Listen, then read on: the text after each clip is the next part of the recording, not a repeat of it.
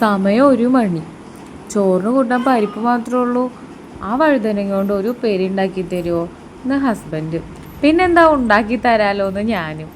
അപ്പോൾ പെട്ടെന്നൊരു വഴുതനങ്ങ കൊണ്ട് മെഴുക്ക് പുരട്ടി ഉണ്ടാക്കാനാണ് ഇന്നത്തെ പരിപാടി. കുക്കിംഗ് ആദ്യമായിട്ട് പഠിച്ചു വരുന്നവർക്കും ബാച്ചിലേഴ്സിനൊക്കെ പറ്റിയൊരു റെസിപ്പിയാണ് കേട്ടോ. അപ്പോൾ അതിനായിട്ട് സവാള, പച്ചമുളക്, വേപ്പില, വെളുത്തുള്ളി, പിന്നെ അരിഞ്ഞു വെച്ച വഴുതനങ്ങ.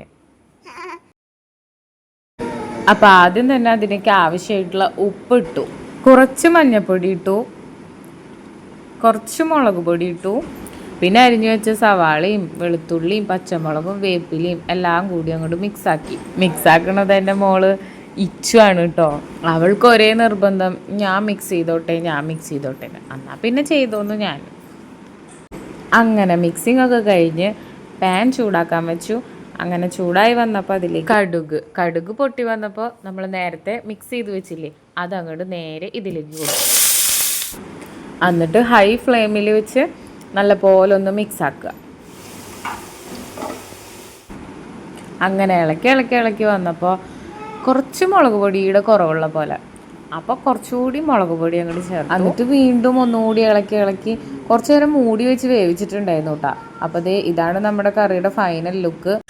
അപ്പോൾ വീഡിയോ ഇഷ്ടപ്പെട്ടാൽ സബ്സ്ക്രൈബ് ചെയ്ത് സപ്പോർട്ട് ചെയ്യണേ.